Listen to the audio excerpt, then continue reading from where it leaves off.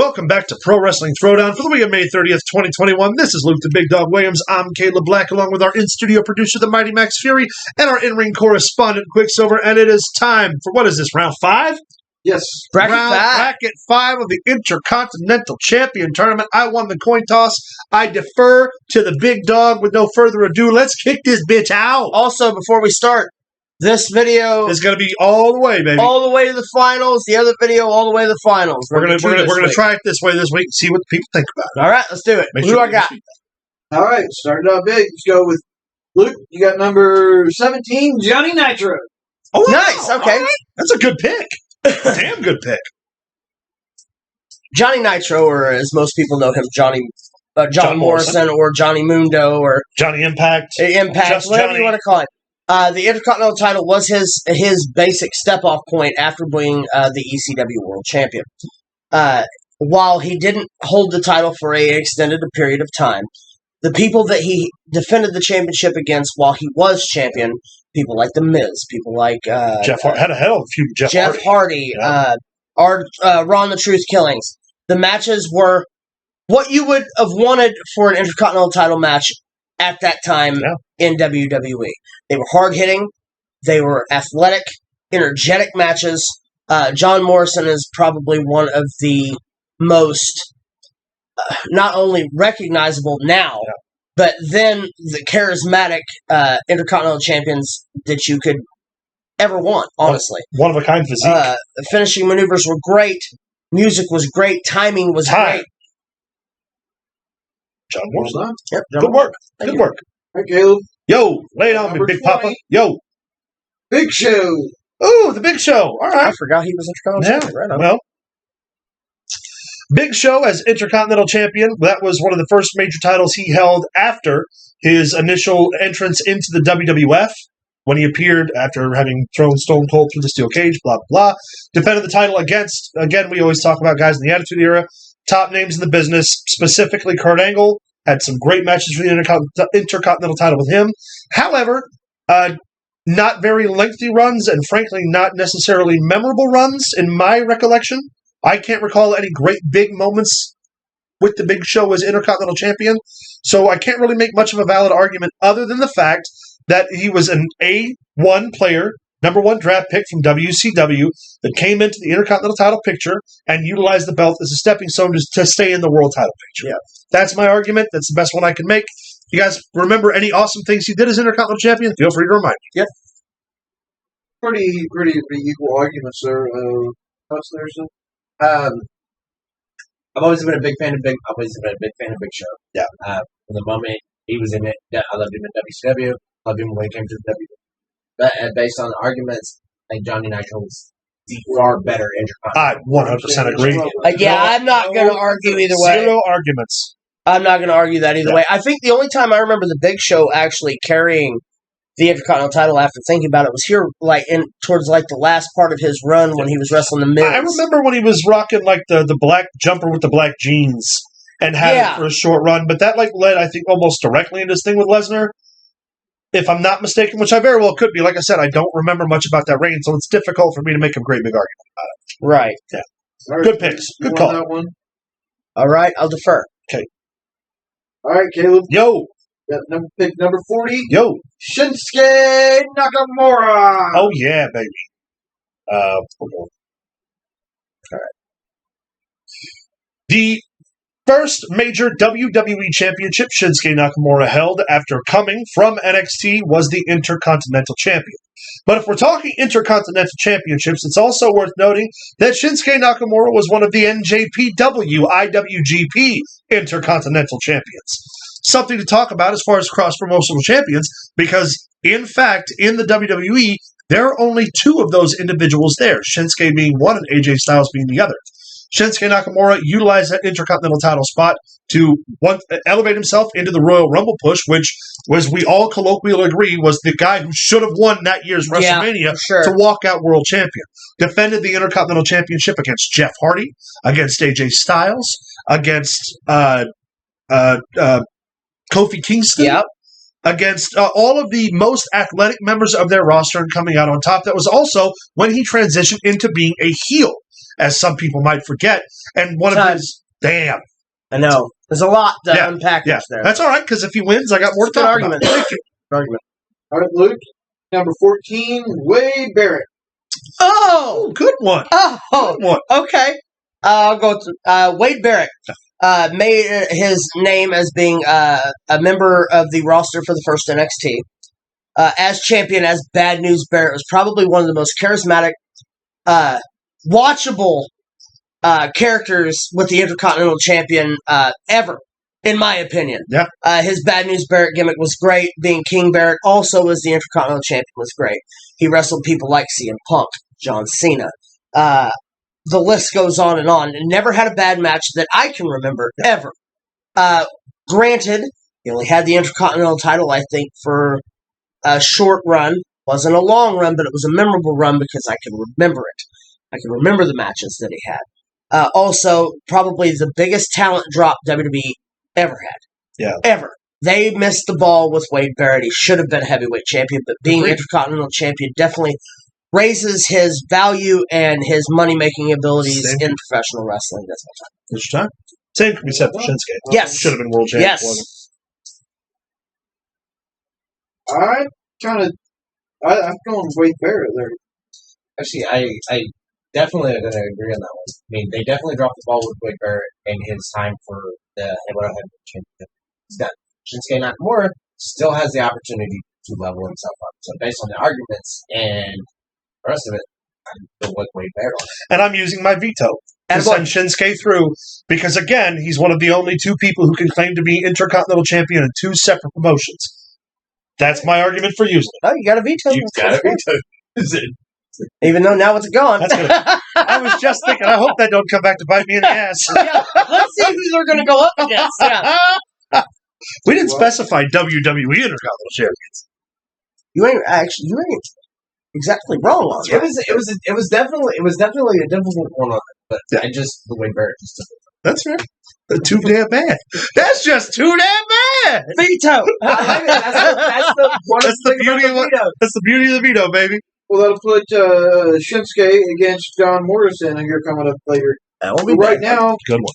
You won. Right now, that gives Caleb the win. Yo. So, what's your pick? You want to defer or you want to go? I'll go. I'll start this round off. All right, you're going to start it out with number 63, Don Morocco. The magnificent Morocco. Damn. If I could have got that, it would have been different. Yeah. I got to be honest. I got nothing. 100%. I don't remember much about Morocco's run.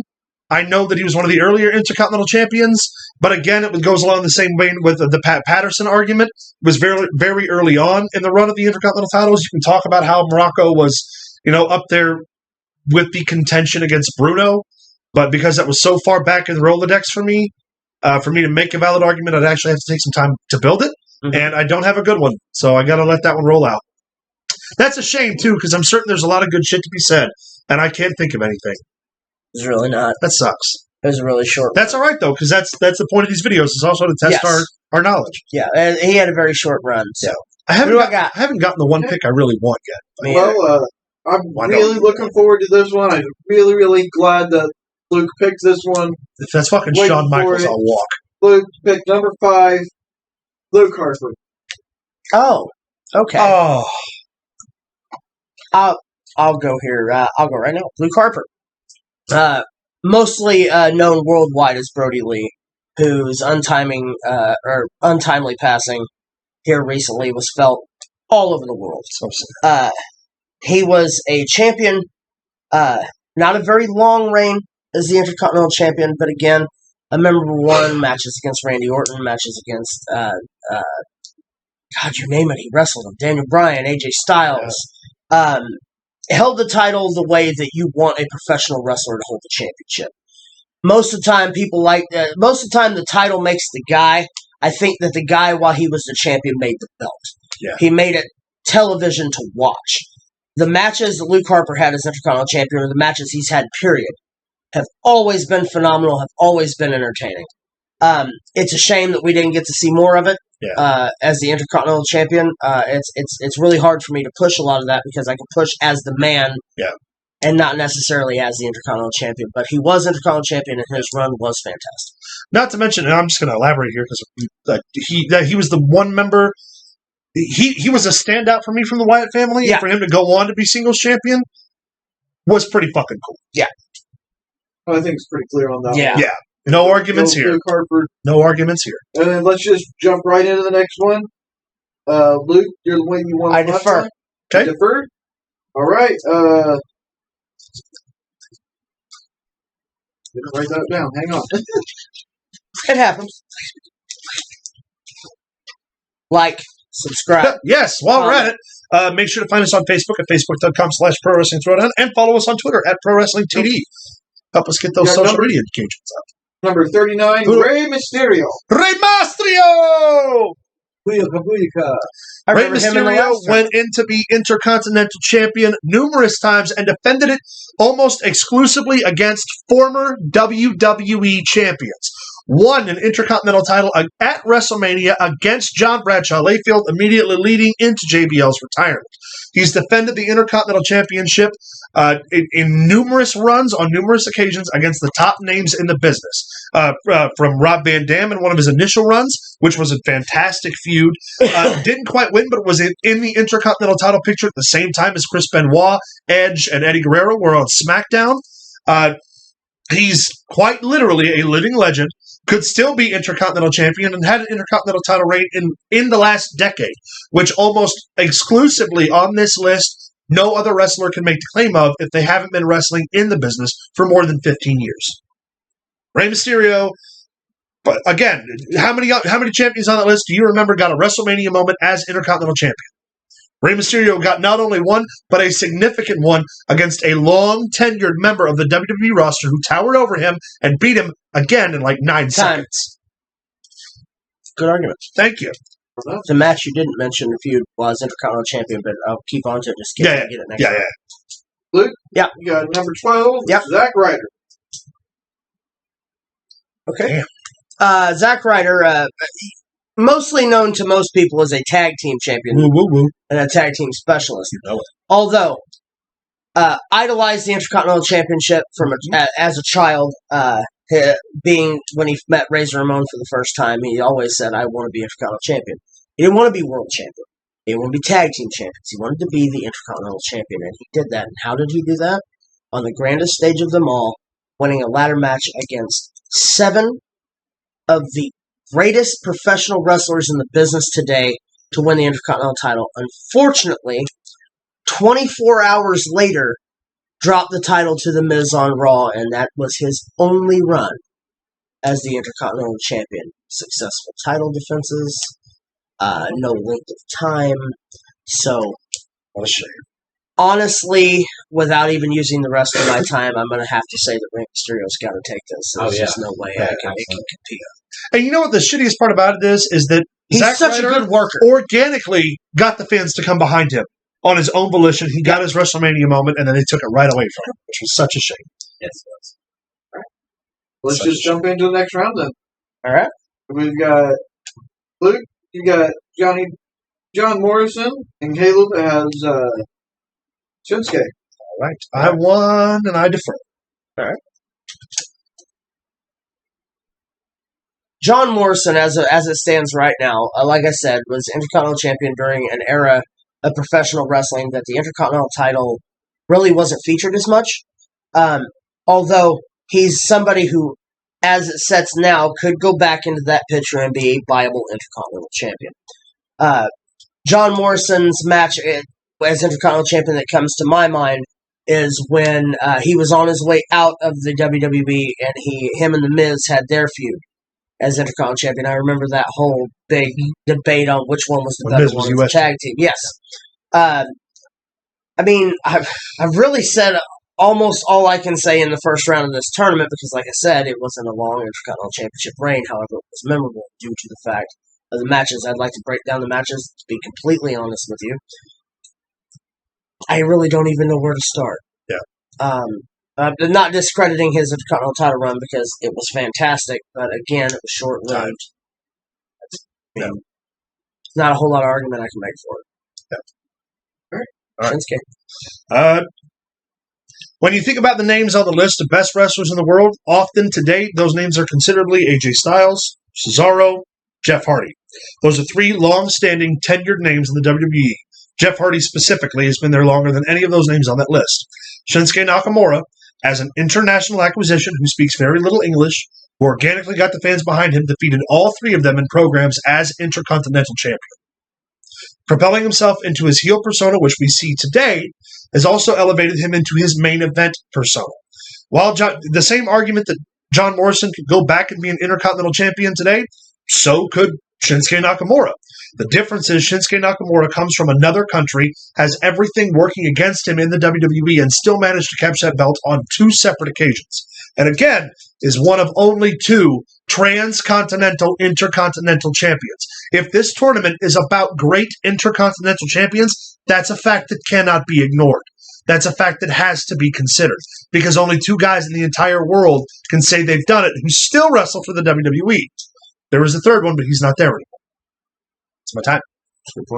That being AJ Styles, correct? No, Jericho. Jericho, that's right. I think Shinsuke's got to go on that one. Absolutely. That's how you almost solidify that Jericho's the greatest intercontinental champion ever.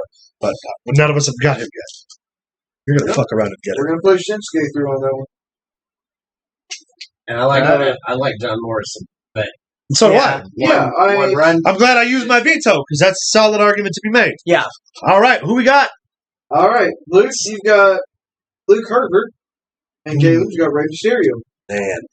Rey Mysterio. I'll defer. Okay. Sure. Luke Harper, as you said earlier, was the standout of the Wyatt family. And the reason he was the standout of the Wyatt family is because he was the one that, when you looked at, you saw championship material at that time. Brody Lee, Luke Harper winning the Intercontinental Championship proved that he was more than just an act, more than just a gimmick. That he could take a championship and he could run with it. And also, him holding the Intercontinental Championship, who was going to beat him? That was the question in a lot of people's minds. Who's going to beat this man for the Intercontinental title? He's a fucking monster. Although he did get beat, and I believe it was AJ Styles who did it, there's no shame in saying that your Intercontinental title reign was lost to AJ Styles, of all people.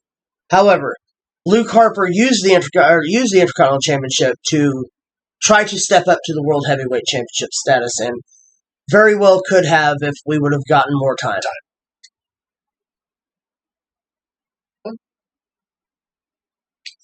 Rey Mysterio. Yep. Okay. 55. Not discounting the fact that Rey Mysterio is a former WWE champion numerous times and a former WWE champion and a former WWE World Heavyweight champion.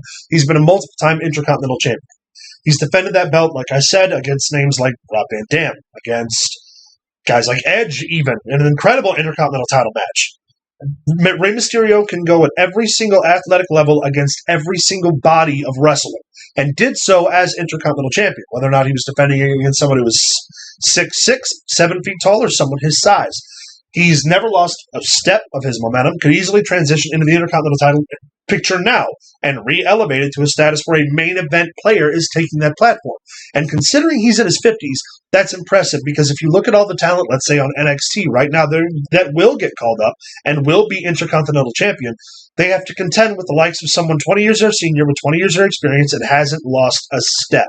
As Intercontinental Champion, if it wasn't for his first Intercontinental title run, and you can argue the tragic passing of Eddie Guerrero, but damn, I had a good line built up for that too. But I can follow that up if he goes through. Well, yeah, that was pretty clear, right? Oh yeah, that was pretty clear. Rest in peace, Luke Harper. Yeah, but that's Great, on Ray. yeah. Rey Mysterio. All right, boys. be very careful who you defer to me with. Oh shit! Now, You've Caleb gotta has give me two one. headlines Oh shit! for both of these, both Shinsuke Nakamura And I'm telling you right now, either way, either guy you no, give it's gonna me be an is argument, going to be yeah. interesting. That's good. I put him through with my veto. I'm going to stick with Shinsuke, and I'm going to defer you with Rey. Yeah, so I'm going to go first. Yeah. All right. Rey Mysterio, pound for pound, or lack thereof, one of the greatest professional wrestlers in the history of professional wrestling. And that goes for the Intercontinental Championship. His Reign is Intercontinental Champion the last time that he was Intercontinental Champion, and his feud with Chris Jericho was probably the best feud of that year, if not the past 6 years. The mask versus title stuff that they did was phenomenal. Seeing him do the 619 and Jericho reaching through the ropes and pulling the mask off the last second to only have him have another mask underneath, fantastic. Rey Mysterio is somebody that, yes, while he was multi-time heavyweight champion, I remember him as the Intercontinental Champion. Yep. I remember more about that because as him as Intercontinental Champion, he made you want to watch that championship. The matches he had against CM Punk, Chris Jericho, the list goes on, Rey Mysterio, the list goes on and on. He has wrestled the definitive Intercontinental Champion in every era of professional wrestling there is to wrestle. Good argument. Damn good argument. Well done. The Jericho Rubman, or Jericho. Oh my God. Was one of my favorite. Yes. All right. Shinsuke, yes? Yes. Shinsuke Nakamura successfully defended the Intercontinental title against John Cena during one of John Cena's last limited runs in the WWE. Absolutely, when it comes to today's variables of performers, who can you say right now defended a championship successfully against John Cena while he was at the top of the game? That list is limited, but Shinsuke Nakamura's name is on it. He also used that title to elevate himself to get into a main event title picture on Survivor Series as the leading winner for Team SmackDown, leading into his Royal Rumble win, his eventual loss of the Intercontinental title, and his loss of the WrestleMania match, but again, directly back into the Intercontinental title picture. He's not only elevated, well, I wouldn't say that he's elevated, he's been competitive with every single major star in the WWE right now.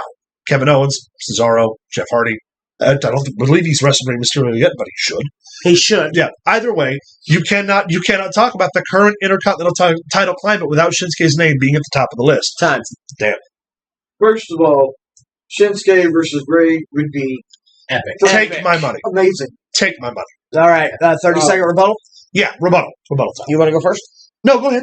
30-second rebuttal, and I'll start at 15. Yes, while I don't have a lot of things to say negative about Shinsuke, and I'm not going to sling shit here either. Rey Mysterio, while you were talking about prolific Intercontinental Champions on different continents, Chris Jericho was the other man that you said that, and Rey Mysterio has triumphed over Chris Jericho numerous times. Also, with that being said, the championships that Rey Mysterio has held, we don't know how many Intercontinental Championships because we don't know how many are out there. But I'm sure on different continents and things that Rey has wrestled on, he's probably been Intercontinental Champion in more places than one. We don't know that to be a fact, but we do know it to be a fact that Shinsuke Nakamura has held the Intercontinental title in every single major promotion that has one. More than once. When it comes to prolific Intercontinental Champions, he towers over Rey Mysterio in that respect. Number two, while yes, Rey Mysterio did defeat Chris Jericho, but Naito defeated Chris Jericho and Shinsuke Nakamura defeated him while he was IWGP Intercontinental Champion. So if you want to talk about how win and loss records evaluate who is a better Intercontinental Champion, again, Shinsuke Nakamura's win-loss record is better as champion. Two different places, motherfucker. Well, here's the deal. I could have beat Andre the Giant and you beat me. That don't mean shit. That's a good one, though, bro. Thank you. That was a good one. That was fun. That's I'm good. gonna be Though. happy either way. I was really leaning towards Rey, but that was a really good argument for Caleb. Facts don't I lie. think I could go with Shinsuke. I'm gonna definitely have to agree with on that. The whole I do love the fact that yes, there is a very well possibility all the places that Rey Mysterio has wrestled and has probably held, most likely has held other titles, that is not verified. Shinsuke Nakamura, and yes, we can go Rey Mysterio. I'd like to point out that my veto made it through, baby. The guy y'all said wasn't going to win. I like to point out the fact that when we get to the final tournament and I get that other one, I'm vetoing just to get rid of that motherfucker. All right, guys. That's it for this round of the Intercontinental Title Tournament. Let us know what you think in the comments down below. Find us on Facebook at facebook.com/Pro Wrestling Throwdown. Follow us on Twitter at Pro Wrestling TD. Send us an email at prowrestling@gmail.com and stay tuned. Not only do we have more videos coming your way, there's another round of the tournament dropping one day this week also as well. Bye!